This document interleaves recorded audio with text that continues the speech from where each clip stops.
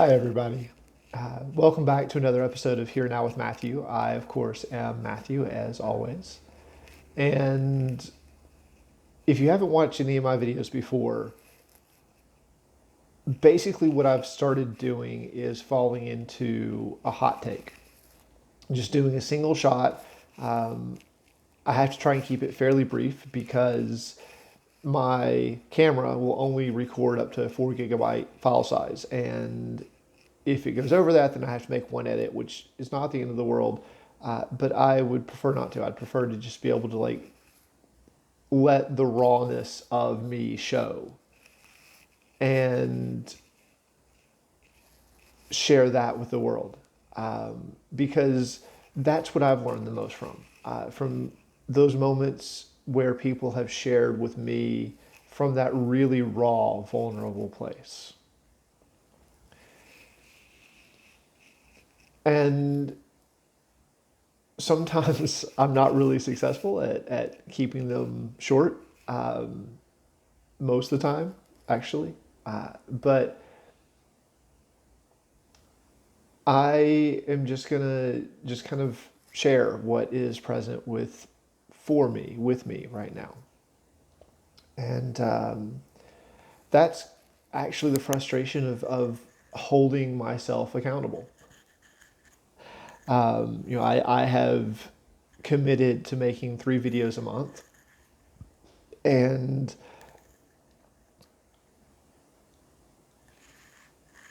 in this one, this is the last one, it's the last day of the month. And I really, there's no real sense of where to go with this video. I've started it 4 times already and stopped and started over. Um, and each time has been a slightly different variation on the same theme. And that is, you know, what's happening in the world right now with the coronavirus, with COVID 19, and how we as a species and as various nations and states and cities and towns are responding, or in many cases, not so much responding, but reacting to them. And I feel like to me that has been a very important distinction, the difference between a response and a reaction. I have found it very helpful in my life. Um, a response is actually taking what's happening in, allowing myself to feel it fully, be aware of all the emotions that come up from that, with that, as a reaction to that, and then respond from that higher place, from that place of intuition, of love, of my higher self, God, whatever word you have for it, source. Letting that speak through me with awareness of all of the emotions that are present in that moment. Whereas reacting is literally letting the emotions take the stage. Like it's just letting the emotions without being aware of them, without even understanding all of the emotions that are present. And an example of that, it's one I've been talking about in almost all my videos recently. It's that journey from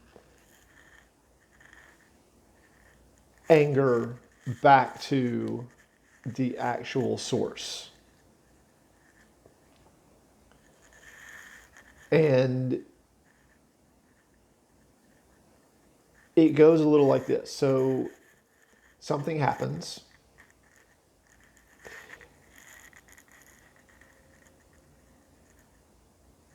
In every single case where it ultimately ends in anger,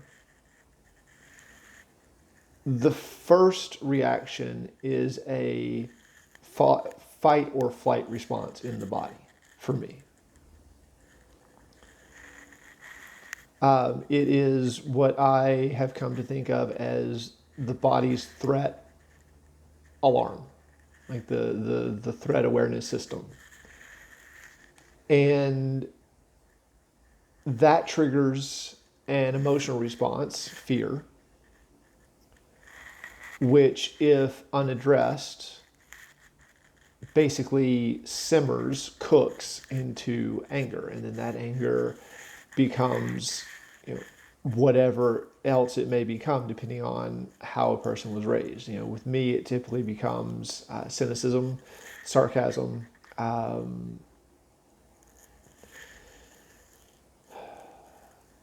unacceptance, bigotry.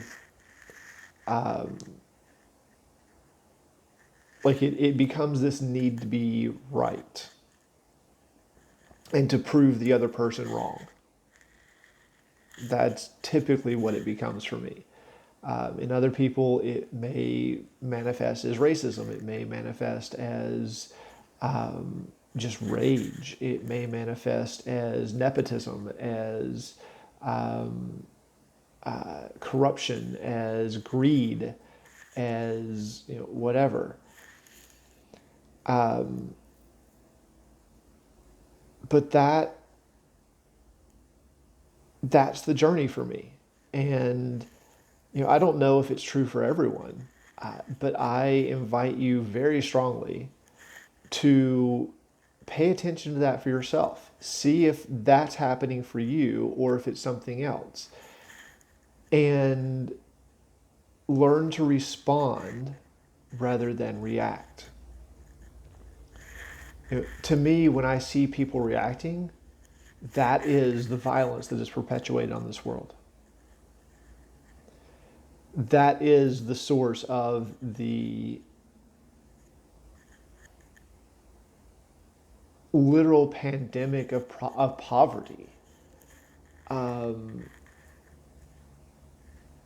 of wars and famine, and, you know, basically anything that causes pain to another person, so far as I can tell, can be traced back to fear. Let me rephrase that actually. Not anything. Anything done by a person to another person that causes pain can be traced back to fear, so far as I can tell. And this current pandemic, COVID-19, to me is a wonderful opportunity. And I talked about this in my last video, and it's still present today. It's a wonderful opportunity to face our fears, to get to the bottom of them. Because there does seem to be two types of fears. There is a present fear, and then there's an imagined fear. And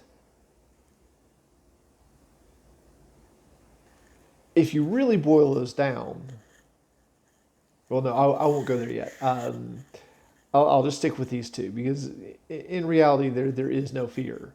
As far as I can tell, it's all made up. But for right now, I'll just stick to the present fear and the imagined fear because this is the example that came up the other day. So I was talking to someone on Twitter, and basically what came out was, what is fear? It is an unacknowledged reaction in the body, basically. There's the example that I gave was you come face to face with an angry tiger. The body has a set of built-in responses to deal with existential threat, a threat to survival, basically. And those responses kick in, those reactions kick in. Now, in the face of a tiger, mitigating that response seems relatively simple, right? Like you either run like hell, you find a place to hide where the tiger can't get to you, climb a tree, or if you're really present and aware, maybe you could actually be present with that tiger and soothe it. Like there have been cases where people have done that.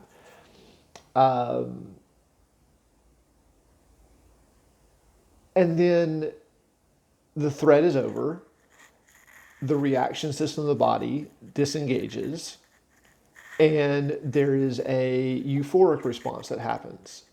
There is like that holy shit I'm alive moment that happens, and the body returns to stasis, to homeostasis.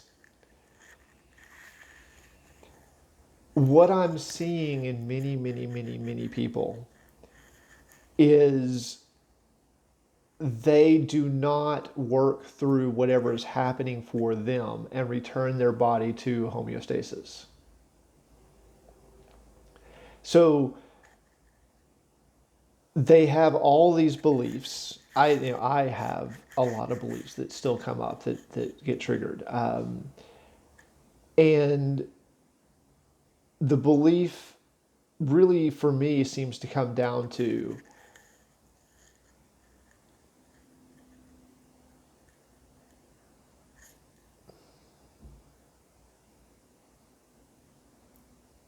I don't know how to say this.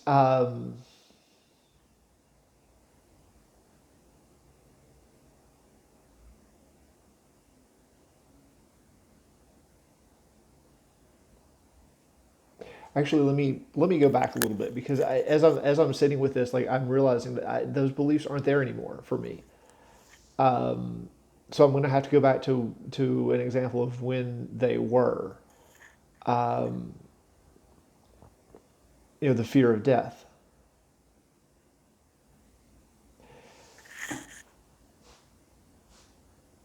and so I'll go back to an example that I used in a previous video actually.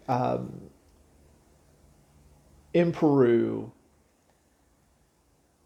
in a combi, like a small passenger van, basically, that is really cheap and takes you anywhere you want to go, as long as it's on a certain route.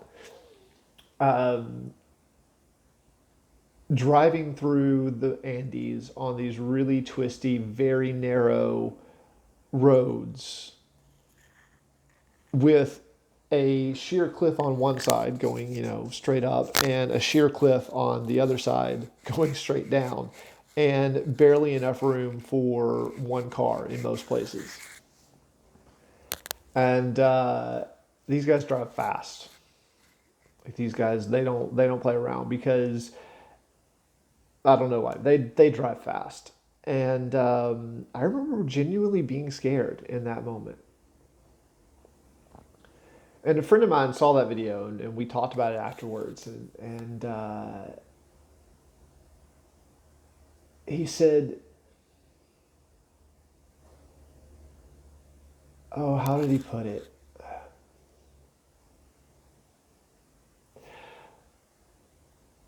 Something to the effect of all fear is an illusion, basically. That death is just another lie too."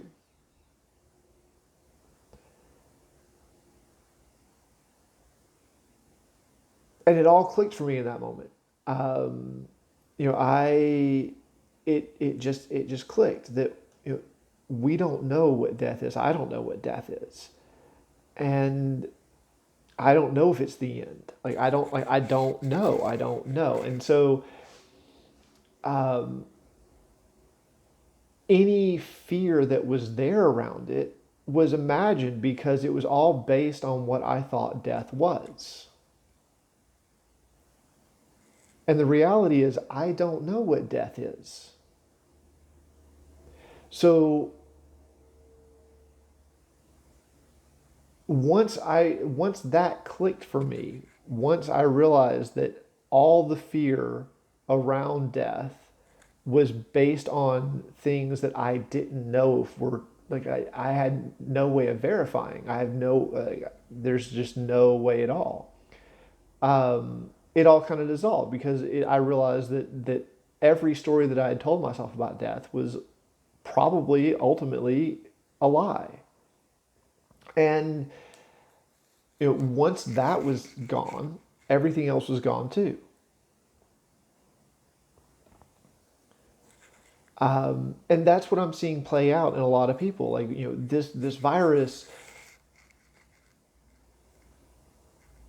it brings us face to face with our own mortality, with our own vulnerability, with our own susceptibility to things that we cannot control. And we live in cultures that prioritize control, that are all based on fear, like the fear of dying, the fear of not being in control, the fear of, and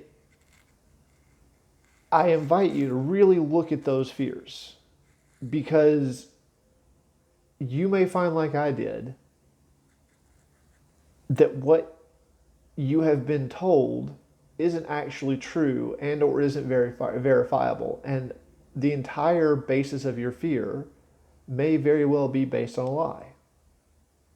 I'm willing to bet that it is, actually.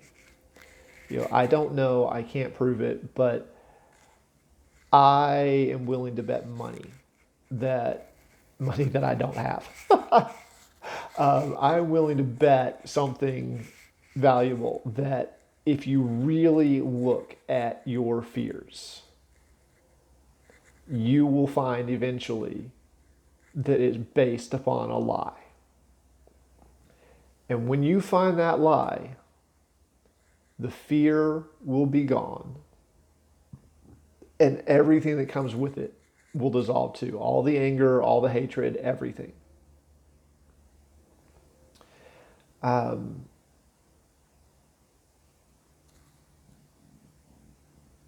and that feels like it. I see that I'm approaching my 4 gig limit, so I'm gonna call it, and I'm gonna post this, and I'm gonna put it on Twitter. And if you guys see it and watch it, and you have questions, feel free to reach out. I'm here. I'm available, and I do offer sessions by donation.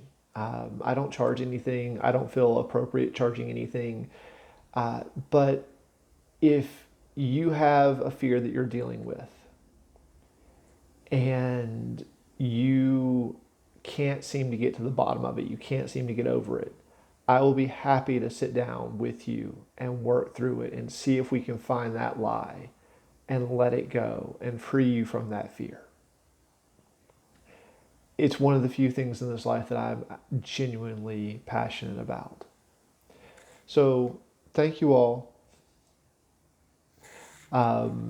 Thank you for listening to me stumble through this, and I hope that, like me, you learn something from this, because I do. I do learn a lot from letting these narratives congeal, because there's a lot that happens on a daily basis, and I don't often take the time to actually let them all settle into a narrative, and that's part of what these videos do for me, and I appreciate that.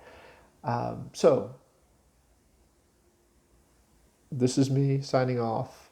I love you guys. Thank you so much, and aloha.